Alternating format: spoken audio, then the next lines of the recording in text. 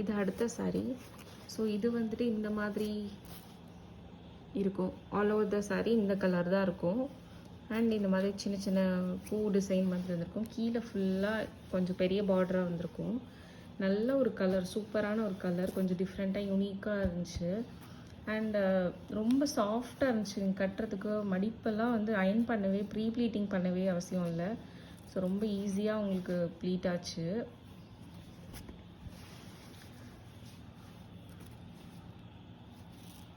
So இதுதான் saree.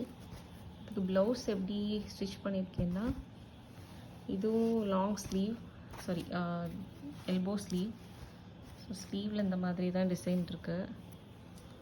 இந்த sleeve கொஞ்சம் அழகாக இருக்கும். இந்த மாதிரி பேட்டர்னில் இருக்கும். ஸோ இதை நீங்கள் கட் பண்ணி ஹோல்ஸ் மாதிரி வச்சுக்கிட்டாலும் ஓகே, நல்லா தான் இருக்கும். நான் அப்படியே கிளாத் கொடுத்தே ஸ்டிச் பண்ணிட்டேன். ஸோ பேக் நெக்கும் அதே மாதிரி தான், போட் நெக்கு. ஸோ இந்த ப்ளவுஸ் ரொம்ப அழகாக இருக்கும்.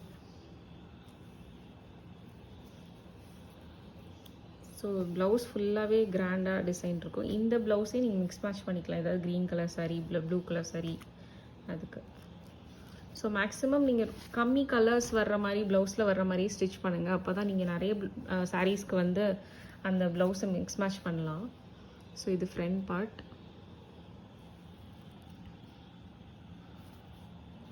இந்த சாரியுமே நான் பாபுஷா பிரகாஷ் ஏதோ ஒரு கடையில் தான் எடுத்தேன், காஞ்சிபுரமில் தான் எடுத்தேன். ஸோ இதுவும் அழகாக இருக்கும். நெக்ஸ்ட் ஹாலில் நான் இன்னும் கொஞ்சம் சாரீஸ் காமிக்கிறேன். தேங்க்யூ.